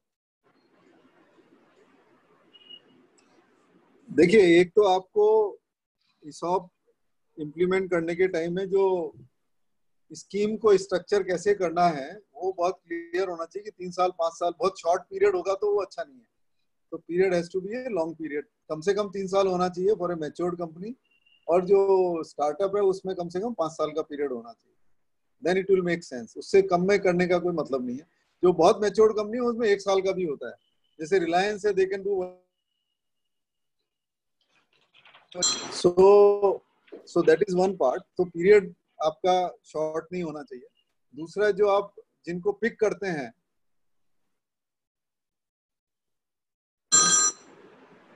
जिनको आप पिक करेंगे अपने ESOP देने के लिए, वो केयरफुली पिक करना चाहिए based on merit, rather than कि मेरे को ये पसंद है, ये पसंद नहीं है, ये आदमी अच्छा लगता है, ये नहीं अच्छा लगता है। ये बहुत पर्सनल प्रेफरेंसेस बहुत ज्यादा आ जाते हैं, और उसका एक फॉर्मूला भी बनाना चाहिए। जो ESOP के जो एक्सपर्ट्स होते हैं वो एक प्लान डिवाइस करते हैं कि हाउ टू, जैसे किसका पीरियड कितना निकला है, आगे उसने क्या कंट्रीब्यूट किया, उसका रेटिंग क्या आ रहा है, व्हाटएवर, उसके बेसिस पे डिसाइड होता है कि कैसे। तो it should be A transparent formula based on which the ESOP should be allocated. ये एडॉक नहीं होना चाहिए, किसी को मैंने 1000 शेयर दे दिए, किसी को 5000 दे दिए, किसी को 10,000 दे दिए, उसका कोई लॉजिक नहीं है। There should be a logic. तो बिना लॉजिक के ESOP अलोकेशन नहीं होना चाहिए। I can say only these two things. Okay, any more points Vijay ji? एक चीज मैं हाईलाइट करना चाहूंगा कि जब हम ESOP प्लान बनाते हैं, पर्टिकुलरली जो अनलिस्टेड कंपनीज है उनमें जो आगे जाके या तो स्ट्रेटेजिक प्लेयर के साथ हाथ मिलाना चाहते हैं लेकिन लिस्ट नहीं होना चाहते, उनके लिए एक ये चीज जरूरी है कि जब एम्प्लॉई ऑर्गेनाइजेशन को छोड़ के जाना चाहता है आफ्टर एक्सरसाइजिंग द ESOPs, तब उसको शेयर दिया जाए या नहीं दिया जाए, और नहीं देना है तो वो हम ESOP प्लान में उसका शुरू से ही प्रोविजन करके रखें, या फिर ESOP प्लान इस तरह से बनाए कि फॉर एग्जांपल हम ट्रस्ट का रूट यूज करें, ताकि किसी भी एम्प्लॉयज को हाथ में शेयर्स नहीं दे लेकिन वो ट्रस्ट में बेनिफिशियरीज रहे और उनका बेनिफिशियल इंटरेस्ट रहे। सो वो एक चीज सोचना बहुत जरूरी है, और उसमें गलती काफी महंगी पड़ सकती है कभी कभी। Okay, so I think now we will move to specific questions being asked by members. I'll just go one by one. Atul ji शिक्षी पूछना चाहते हैं कि let's say I have granted options to the employees, but after granting, if the employee doesn't perform, then what do I do? Means मैंने आज तो option तो उसको दे दिए ये सोच के कि ये बंदा परफॉर्म करेगा, और आगे चल के वो परफॉर्म ही नहीं कर रहा है, अप टू द मार्क ही नहीं आ रहा है, तो फिर क्या कर सकते हैं? मैं जवाब दूं क्या? हाँ राठी जी आप लीजिए। देखिए, ESOP जो ग्रांट होते हैं ना, वो एक साथ सारे होते नहीं है, किसी को भी बहुत रेयर केसेस में होता है कि किसी को मेरे को 1 लाख शेयर देने तो एक बार में सारे दे दिए। आप उसको स्प्रेड आउट करते हो over a period of 2 years 3 years, और हर साल के परफॉर्मेंस के बेसिस पर होता है वो। तो इस साल उसकी परफॉर्मेंस अच्छी थी तो मैंने दे दी है, अगले साल परफॉर्मेंस ठीक नहीं है तो मैं नहीं दूंगा। हाँ, अभी आप ये बोल सकते हो कि मैंने जो अभी दे दी है उसका क्या होगा, तो ये रिस्क हमको हर चीज में लेना पड़ता है। आप जैसे किसी को रिक्रूट कर लिया, साल भर काम नहीं किया, सैलरी भी दे दी, लेकिन वो काम नहीं कर पा रहा है, लेकिन वो रिस्क है, वो मतलब दिस अ बिजनेस रिस्क है फिर वो। Okay okay. एक क्वेश्चन ये आया है वेयर शिव प्रसाद जी मंत्री लिखते हैं, व्हाट इफ द प्रमोटर्स और major holders in powers take decision in his personal interest and not maintains transparency? तो ये तो अपनी पैर पे कुल्हाड़ी मारने वाली बात है। वैसे तो ESOP प्लान में ऐसा है कि कंपनीज एक्ट में कुछ बेसिक रूल्स दिए हुए हैं, तो एक बार प्लान बन गया उसमें आप जो ऑप्शन वेस्ट हो गए हैं उसके अगेंस्ट में आप कायदे से कुछ नहीं कर सकते हो। मतलब उसमें एम्प्लॉयज का नुकसान हो जाए उसके लिए आप कुछ एक्शन नहीं ले सकते, उसको बेहतर कर सकते हो। सो एक वो कायदे में प्रोविजन दिया गया, बट अपार्ट फ्रॉम दिस अगर कोई अपने वर्ड पे जान, I mean if somebody wants to go back on his words, तो क्या है, that's I mean that damages your reputation as an employer. So वो एक अलग लेवल का प्रोसेस है. I'm sure nobody will want to do it. Sir आप कुछ ऐड करना चाहेंगे?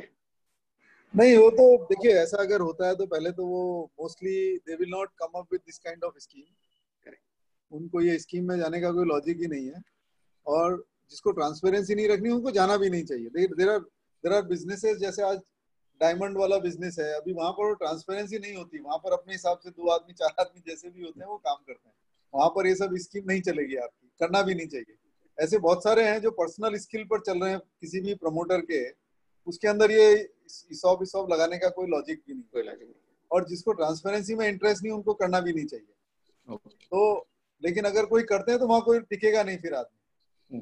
पर्टिकुलरली जिसका टैलेंट है, जो हम लोग जिस ढंग के लोगों की बात कर रहे हैं, वो वहां नहीं रुकेंगे, वो अपने आप ही छोड़ के चले जाएंगे. मतलब कॉन्सिक्वेंसेस आर वेरी क्लियर. अभी एक क्वेश्चन ये आया कि let's say I have implemented ESOP based on my business plan, but in future the company goes into loss.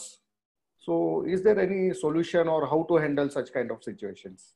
नहीं, ये तो देखिए एंटरप्रेन्योरियल रिस्क है. जो ESOP जब आप इशू कर रहे हैं, तो if I am accepting ESOP, I am taking a similar risk as the owner और द फाउंडर, कि उनका भी वेल्थ कम हो रहा है, मेरा भी कम हो रहा है. उनका वैल्यू कम हो रहा है तो मेरा भी हो रहा है. डिस्प्रोपोर्शनेटली नहीं होना चाहिए. ऐसा नहीं होना चाहिए कि लॉस हो गया तो खाली मेरा ही कम हो रहा है, उनका नहीं हो रहा है. तो वो तो होगा नहीं. तो आई थिंक इसमें कोई, हाँ, लेकिन देयर इज ए स्कोप कि कोई ओनर्स हैं जिनका जो आपने पहले वाले कैटेगरी के जो ओनर्स हैं या फाउंडर्स हैं, जिनको लगता है कि यार इस साल थोड़ा लॉस दिखा देते हैं, तो जिसको निकलना है निकल जाए, फिर अपन बाद में देखेंगे, क्योंकि वो लैप्स हो जाएंगे ESOP, तो अपना इक्विटी बढ़ जाएगा. ऐसे पॉसिबिलिटी है, मैं मना नहीं कर रहा हूँ, but then those kind of people can not grow to a great extent. मतलब फिर अपने आप ही उनको जैसे चलाना वैसे चलाएंगे. अब मान लो ESOP सबने दे दिए, वेस्ट भी हो चुके हैं, लेकिन कोई लिक्विडिटी इवेंट होता नहीं है, इट गेट्स डिलेड और मान लो नहीं हो पाता है. So how can employees encash the gains in such a situation?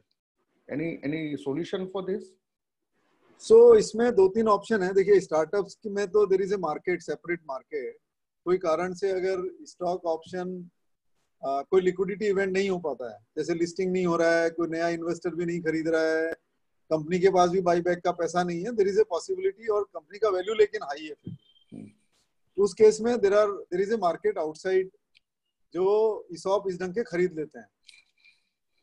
Exercise करके आप खरीद सकते हैं, और उसका जितना पैसा डिस्काउंट पे मिलता है वो पैसा मिल सकता है. लेकिन वो कंपनी तो अच्छी होनी चाहिए. कंपनी अगर परफॉर्म नहीं कर रही है तो ये वैसे भी एकेडमिक हो गया सारा का सारा. Now as I understand ESOPs में बैकग्राउंड कहीं ना अंडरलाइंग शेयर्स आते ही है. सो एक सवाल ये भी आया है कि can something of this kind or maybe ESOP be implemented in a partnership firm or an LLP? Vijay बताओ भाई. So in a partnership firm and LLP, implementation of ESOPs in these kind of manner is not possible. So we'll have to kind of prepare some different kind of schemes to make them partner. So again, that's also an employee incentive plan. और बनाया जा सकता है, ऐसा नहीं कि नहीं कर सकते हैं, but obviously that will not be governed by Companies Act and all, because उसका कोई प्रावधान है नहीं ESOP LLP या पार्टनरशिप में इम्प्लीमेंट करने का आज. But yeah, we can definitely make a plan कि भाई आपको पार्टनरशिप में इतना हिस्सा मिल जाएगा आगे जाके. उसको कोई दिक्कत नहीं है. अभी पब्लिक लिस्टेड कंपनी हो तो समझ सकते हैं कि वैल्यूएशन हमें शेयर मार्केट से मिल जाता है. तो एक सवाल ये आया है कि how do we arrive at valuation in case of unlisted company? So at a valuation which is acceptable to both the parties, I mean to say the promoter as well as the employee. So valuation के लिए काफी experts हैं market में, and they do the valuation as per the given norms. And अलग अलग कायदों में भी valuation का प्रावधान है, like Companies Act में भी प्रावधान है, Income Tax Act में भी लिखा हुआ है कि टैक्स कैलकुलेशन के लिए किस तरह से वैल्यूएशन करे और कौन करेगा valuation. So for example, for income tax purpose the valuation must be carried out by a category 1 merchant banker to determine the tax liability of the employee on exercise of ESOP. तो वो हर तरह के कायदे हैं उसमें, and there are experts available who will do the valuer. तो उसमें dispute का ऐसा कोई बहुत ज्यादा लंबा चौड़ा बात नहीं है, बिकॉज एम्प्लॉयर खुद भी नहीं करता है valuation. he will have to appoint somebody who is an expert and everybody will have to go by that. Rathi ji, you want to add anything on this? Sir, आपका mute पे है। Valuation में particularly unlisted companies में ये issue आता है। Listed में तो फॉर्मूला होता है, लिस्टेड प्राइस के हिसाब से हो जाता है। अनलिस्टेड कंपनी में हमेशा आता है, तो उसमें कोई तरीका, एक लॉजिक निकालना पड़ता है। उस लॉजिक के बेसिस पर ये डिसीजन होता है, और वैल्यूअर्स जो होते हैं वो उसमें वैलिडेट कर देते हैं कि हाँ ये तरीका ठीक है। ताकि थर्ड पार्टी वैलिडेशन होता है तो एम्प्लॉइज को लगता है कि हाँ काम ठीक से हो रहा है, कोई विम्स एंड फैंसीज पर काम नहीं हो रहा है बस। जैसे वैल्यूएशन में फॉर एग्जांपल आप जिस तरह का बिजनेस में है उस तरह के लिस्टेड कंपनीज को आप कंपेयर करके एक मार्केट मल्टीपल लेके उसका वैल्यूएशन आप बना सकते हैं। So there has to be a fair basis arrived at, जैसा राठी जी ने बोला। सो वो हो सकता है मतलब। ओके, अभी एक क्वेरी ये आई है, is normally there any time limit within which options can be exercised by an employee? Exercise करने के लिए कोई टाइम लिमिट होता है क्या? अपर लिमिट कुछ नहीं है, जैसा प्लान में दिया गया है उस तरह से करना पड़ेगा। सो बट टिपिकली आप बोलोगे 20 साल के बाद करेगा तो फिर कोई एम्प्लॉय रुकेगा नहीं 20 साल। It has to be reasonable period. Okay, there is a time limit given in the plan, लेकिन वो होता है कि within this period you have to exercise. तो जैसे किसी को 3 साल 5 साल 7 तो 20 साल भी हो सकता है। 20 साल का पीरियड में आप एक्सरसाइज कर सकते हो, तो आप 2 साल बाद भी कर सकते हो, 5 साल बाद भी कर सकते हो। तो नॉर्मली लंबा पीरियड इसलिए रखा जाता है कि ताकि एक राइट मोमेंट पर एक्सरसाइज हो। जैसे आज मैंने 10 रुपए में कोई मेरे को शेयर मिलने वाला है और उसका प्राइस 100 रुपया हो गया है और 3 साल 5 साल का टाइम निकल गया है, तो मैं एक्सरसाइज करके उसको एनकैश कर सकता हूँ if I want to do it. That is the whole idea. तो सफिशिएंटली लंबा टाइम देना पड़ता है, लेकिन वो उस पीरियड में कभी भी कर सकते हैं। ओके, एक मिनिमम पीरियड होता है, उसके बाद में आप कभी भी कर सकते हैं। ओके, आशीष जी कुछ सवाल पूछना चाहते हैं। आशीष, if you could just unmute yourself and ask the question. Thank you Sachin ji, thank you. एक प्रश्न मेरा ये था कि at what point of time organisation ने सोचना चाहिए that they are ready for ESOP and they should start evaluating it? क्योंकि आज मान लो हम लोगों ने सुना काफी एक्सप्लोरिंग लग रहा है, काफी अच्छी चीज लग रही है, but as a system, as a process, as financially, can we really afford it? So at what point of time an organization should start thinking on ESOP? Yeah, so I'll answer that question. You see, there are 2 trigger points. One is that you are ready to grow faster than what you are growing today. That is number 1. Secondly, you have certain key people, or you want to attract certain key people into your fold who will help you in achieving that growth. दोनों अगर आपके match हो रहे हैं, because on your own there is a limitation of you can do as much, but you want कि मेरे जैसा एक आदमी और आ जाए तो मैं इसको 3 साल में बिजनेस को 3 गुना कर दूं। ऐसा ख्याल आता है लोगों के दिमाग में कि मेरा जैसा एक और आदमी आ जाए, मेरा कोई अच्छा, अभी वो somebody will come, लेकिन आपको उसके साथ में कुछ शेयरिंग करने का जरूरत है। That is the time you can open up on this subject. आप जब तक अकेले मैनेज कर पा रहे हैं तब तक ठीक है। एक चैलेंज ये भी आता है कई बार कि एज अ एम्प्लॉयर हम लोग इम्प्लीमेंट करना चाहते हैं, लेकिन एज अ एम्प्लॉय उन लोगों के बहुत लॉन्ग टर्म चीजें लगती है। उनको लगता है कि पता नहीं क्या होगा, बहुत अनसर्टनिटी है, मेरे को मतलब तो ये चीज से कि मैं कैश इन हैंड अभी आ जाए। तो उस सिनेरियो में if there is a conflict between employee and employer, okay, though it looks very good, but in short it remains out to be a long term kind of a strategy for an employee. कैसे लोगों को convince करें? आशीष जी, इसमें क्या है, तो आपकी convincing power पर है। हर एंटरप्रेन्योर एक सेल्समैन होता है। He has to sell the dreams to the person who is joining you.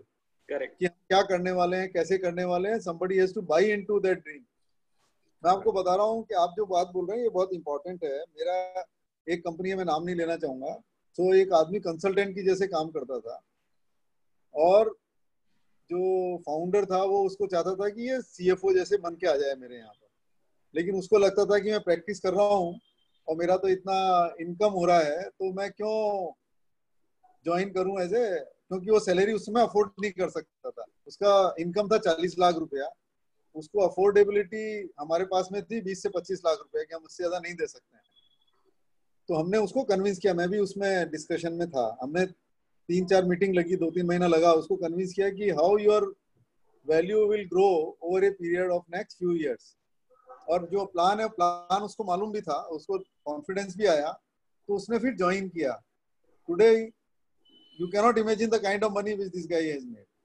तो हालांकि ये नहीं है कि हर चीज अपने जैसे सोचते हैं वैसे हो जाएगी, सबको रिस्क तो लेना पड़ेगा, लेकिन अपने कैसे अपने बिजनेस के बारे में कन्विंस सामने वाले को करते हैं वो अपने ऊपर है final.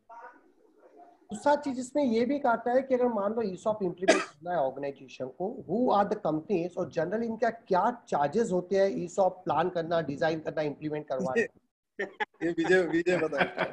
We'll have to discuss this personally, Ashish ji. नहीं, see why is that coming up across to me? It looks very good, but tomorrow take an example, if it cost in BOM, okay, secondly इसका implementation, इसका review system काफी costly हो जाता है, तो quite a lot of time people feel कि नहीं, I think we are not yet ready for this. So it won't cost you a bomb. It won't cost you a bomb. Okay. It's not very expensive. It's not that expensive. Not एक विनय बियानी जी का सवाल है. I would just ask him if he could just unmute himself and ask the question. यहाँ पे उन्होंने लिखा है theoretical example where he says capital 10 crores, income 1 crore, not listed company, please design ESOP scheme. So Vinay ji, sorry, I was not able to understand what exactly your question is. So if you could just unmute yourself and ask, it would be better. Yeah, Vinay ji, you can unmute yourself. I had given you right. I just wanted to understand how ESOPs are designed. So I've given a theoretical example. If you need anything, say I'll explain more. Just an example how ESOPs are designed.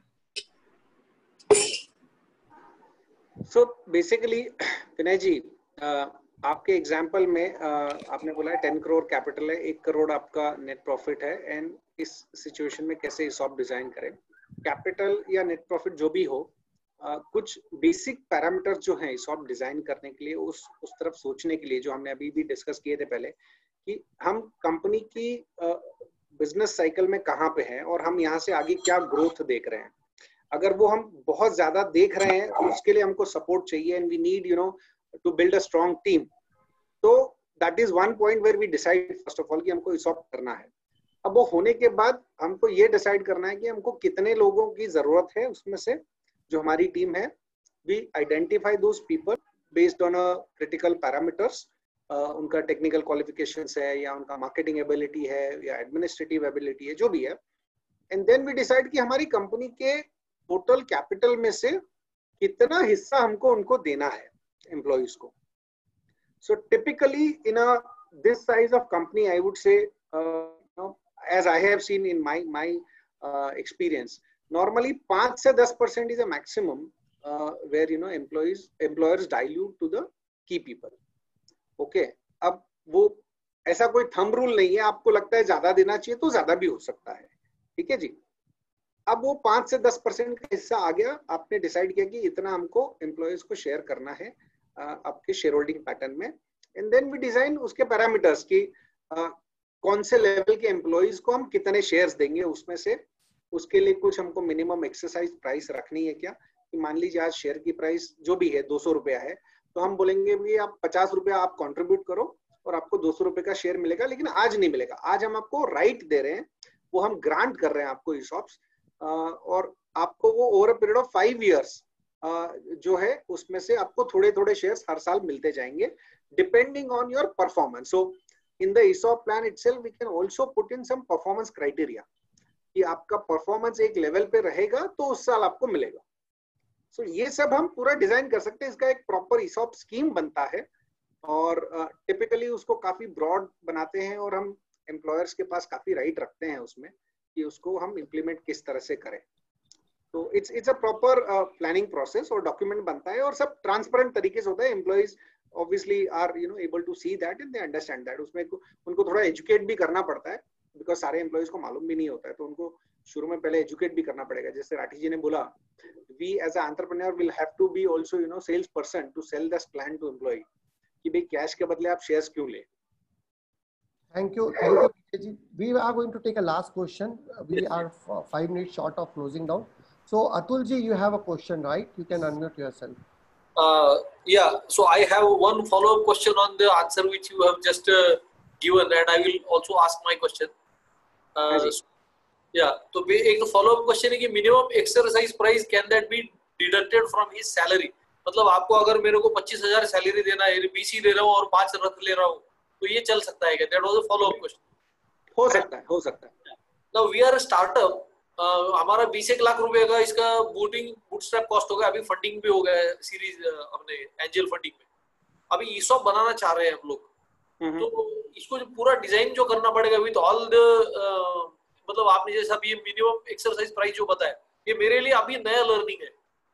तो like this there are too many learnings and we don't want to you know overlook something like this which could actually be a good thing for us or do something wrong which will later on जो बाद में पलट के हमारे सिर पर बैठ सकता है.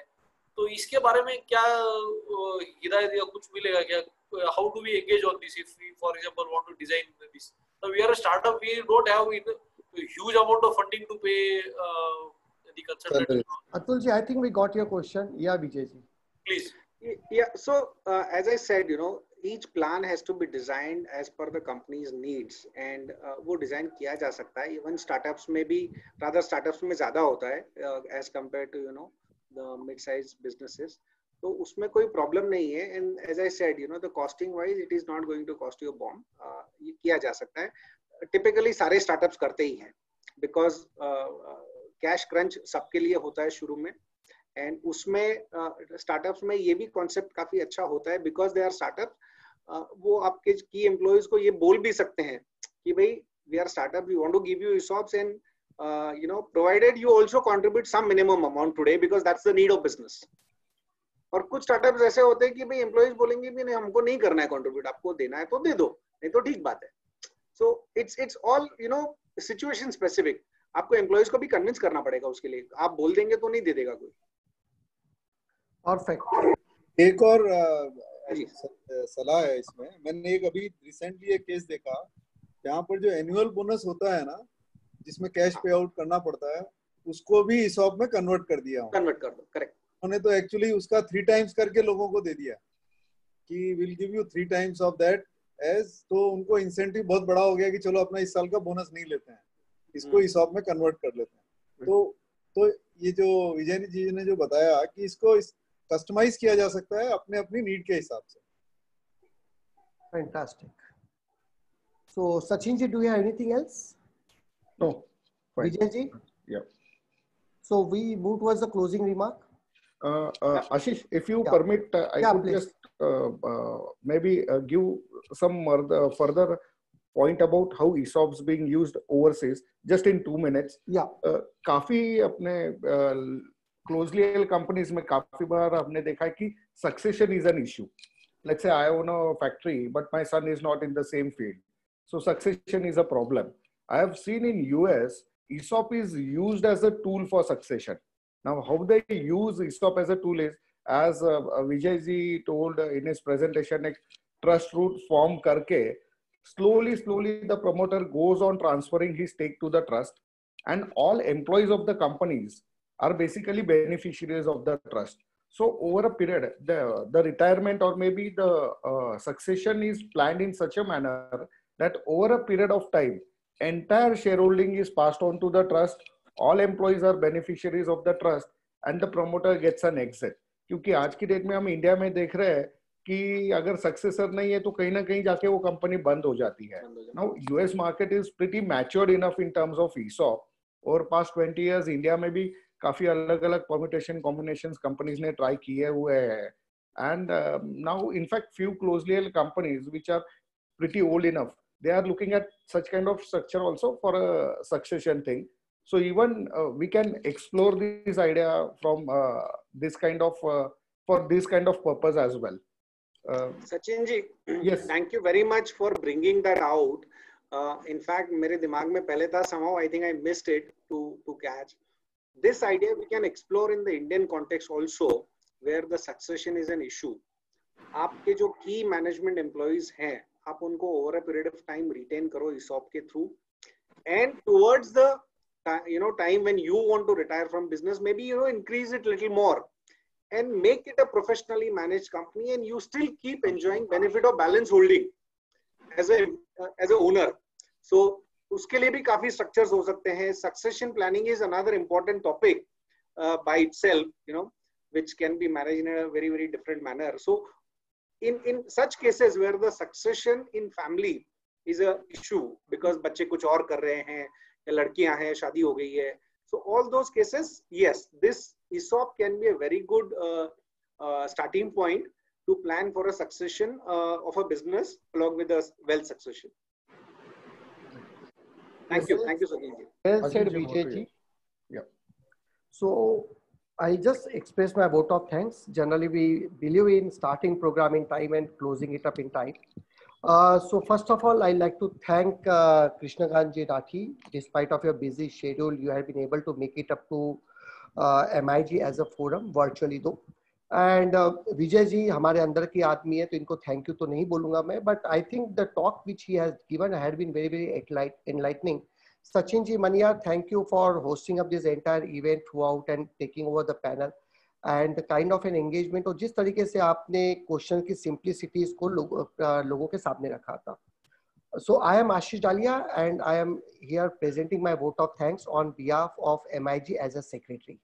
So today's session was, I guess, had been awaited since long, because at this point of pandemic, business uncertainty, retaining a talent, जहाँ पे आज आपका ऑर्गेनाइजेशन में जो एक बॉन्डिंग हुआ करती थी वो भी थोड़ा डिजिटल हो चुकी है, because people are not meeting. तो I think relevance of a topic like ESOP plays very, very critical role over here.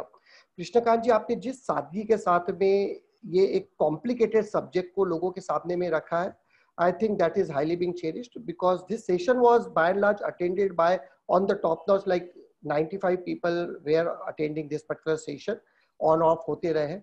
Vijay ji, so we would also be sharing details of Vijay ji, Sachin ji and Krishnakant ji with you, so that you can reach out to them. They could also be found on LinkedIn or any further level of the consultation.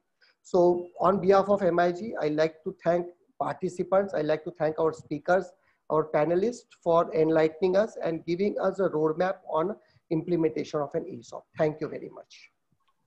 Thank you very much. Thank you. Thanks.